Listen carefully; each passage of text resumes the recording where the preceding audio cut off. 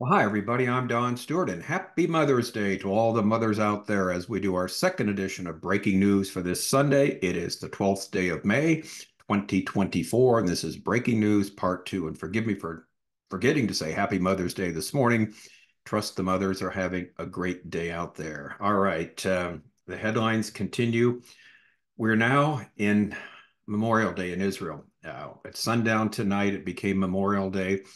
And this is when Israel remembers its fallen victims of terror.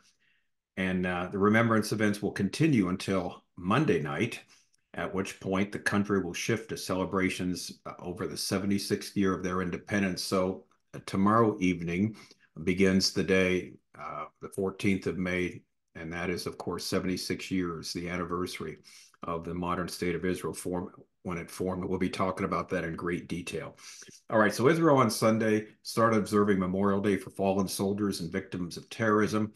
After a 1 minute siren nationwide at 8 o'clock, a state ceremony at the Western Wall in Jerusalem, led by President Isaac Herzog and IDF Chief of Staff Lieutenant General Herzi Halevi, will be broadcast live on all major outlets. Meanwhile, in various cities across Israel, Israelis will attend various somber events that include musical performances by singers who sing songs traditionally associated with national mourning, as well as speeches by various dignitaries. Since the previous Memorial Day, 760 more fallen soldiers have been added to the tally, 711 who fell during the October 7th and Operation Iron Swords. The great number of casualties and deaths mean that 4,236 Israelis have become bereaved this year, including 1,294 parents who have lost their sons and daughters, and 520 people who have lost one or two of their parents. It's one of the most solemn days on Israel's calendar. It's a day to honor, remember all the soldiers and civilians who have lost their lives in defense of the state of Israel or due to acts of terror. And like we said, it precedes Independence Day, commemorating the tremendous sacrifice and loss that allowed for the establishment and preservation of the Jewish state. Was first observed in 1951, 3 years after Israel's founding in May of 1948. Now, on Memorial Day, air raid sirens sound throughout Israel for 1 minute in the evening at 8 o'clock, and again the following morning at 11 a.m. for 2 minutes. During this time, Israelis stop whatever they are doing to stand in silence and reflect. Places of entertainment are closed, and TV and radio broadcasts dedicated to memorial services and stories are about the fallen. I was in Israel just flying in one Memorial Day and coming from the airport there in Ben Gurion Airport in Lod, Tel Aviv, and we're driving. It was a shrut. That's where you take a not like a taxi. It takes a number of people to different hotels and that. Anyway, we're driving, and at 8 o'clock, the siren sounded. So what happened about 1 minute before 8, our driver pulled over. We all got out of the car, and we heard the siren blare, and all the traffic was stopped. People got out of their cars, heads bowed. It was a really touching and solemn event, remembering those who had died in the state of Israel and those who had died, uh, particularly for basically defending the state of Israel, for supporting Israel's right to exist, the soldiers that have fallen in battle, and of course, this year, those murdered on October 7th. And so Israel's in a very solemn mood right now, and it will continue on till tomorrow evening. Now, the day in Israel begins in the evening officially, and so tomorrow evening at sunset begins May 14th, and the day which Israel obviously became a modern state 76 years ago, and that's what's worth celebrating. So we have a much mourning today and a somberness and reflection, and tomorrow there will be tomorrow night celebration. All right, but again, nothing stops. Headline number two: Israel's south comes under repeated rocket fire as the IDF advances in Gaza. Hostile aircraft alert activated in northern Israel. Sirens blare twice within an hour in southern Israel, Sderot, as the IDF continues to advance on Jabalia, Zaytun, and Rafah. And so the Israeli Defense Forces going into Gaza, as continuing into Gaza, but going into Rafah, and also, like we talked about earlier, Jabalia is an area in northern Gaza where they went in before, but now they have to go back because further problems have arisen there. And so, again, the fighting never stops. And sadly, the dying never stops. They've had an unusual number of casualties the last couple of days which again, in a small country like that, everybody knows everybody, it seems, or something. They know somebody that knew somebody who had someone die or been wounded in this terrible war. All right, headline number 3. Excuse me. Anthony Blinken. Hamas will remain no matter what Israel does in Rafah. Can this guy get any more irritating? Can what he says get any more horrible? U.S. Secretary of State reiterates administration to Israel's crushing of the last 4 Hamas battalions, and Rafah demands plan for a day after. We talked about that earlier, the plan for the day after, which, again, this is going to be the real difficult thing. Once this is over, what do you do? Because you have no Palestinian organization that wants to support a two-state solution that will accept the existence of Israel, the right for Israel to exist. They never have accepted that. All right. U.S. Secretary of State Antony Blinken claimed in an interview with CBS's Meet the Nation today, that's Sunday, that Hamas will remain a problem in Gaza no matter what Israel does in Rafah, where the IDF is preparing to destroy the last 4 Hamas battalions. So what do, Anthony? Just give up? Anyway, according to Blinken, without a plan for the day after the war, Israel will be left holding the bag on an enduring insurgency because a lot of armed Hamas terrorists will be left no matter what they do in Rafah.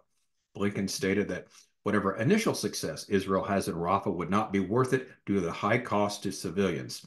Addressing U.S. President Joe Biden's statement that the U.S. would halt certain arms shipments to Israel to prevent the munitions from being used in Rafah, Blinken said if Israel launches this major military operation to Rafah, there will be certain systems that we're not going to be supporting and supplying for that operation, close quote.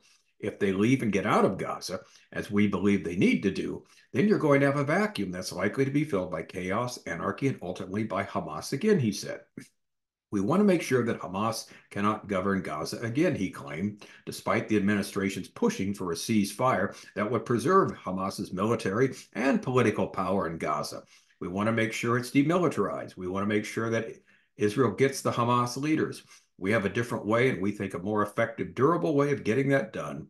We remain in conversation with Israel about that. This is really sad. This person's sad. He's Jewish. He's Secretary of State, and he has done a horrible job with a horrible person doing a horrible job in the White House, particularly with respect to the nation Israel. And as we mentioned, 2 straight days. Yesterday, the story about how Biden had once before refused or threatened to withdraw weapons for Israel when needed in the 1982 war in Lebanon. And he said that as Senator Biden to Prime Minister Menachem Begin in a closed-door meeting. And then, of course, today we find out that they have intelligence where some of these Hamas leaders are, where they're hiding. And they said they'll share it with Israel if they, will not go full on in Rafah and will leave as we want them to do. And so it is, sometimes you feel ashamed to be an American when you have this leadership there. All right, headline 4. Now, this one's interesting. We're going to have 2 stories of Egypt now. Egypt announces intention to join South Africa's lawsuit against Israel in the United Nations top court. It announces it will support South Africa's lawsuit in the International Court of Justice accusing Israel of genocide in Gaza. The announcement from the Egyptian Foreign Ministry comes as Israeli troops continue to operate along the Egypt-Gaza border, a move that Cairo has warned could endanger the peace treaty between the 2 countries. Egypt's statement says the decision comes in light of the worsening severity and scope of Israeli attacks against Palestinian civilians in the Gaza Strip and the continued perpetration of systematic practices against the Palestinian people, including direct targeting of civilians and the destruction of infrastructure in the Strip and pushing Palestinians to flee. Egypt has said it would not open its borders to allow large numbers of Gazans to escape the fighting. It has also closed the Rafah crossing to humanitarian aid to protest the IDF's operation there. The statement calls for an international community to push for a ceasefire in Gaza and an end to the Rafah operation. I wonder if the International Court of Justice might find some problems with Egypt for not allowing any of these people to come across the border to safety and get out of harm's way. Again, this is such hypocrisy from Egypt here.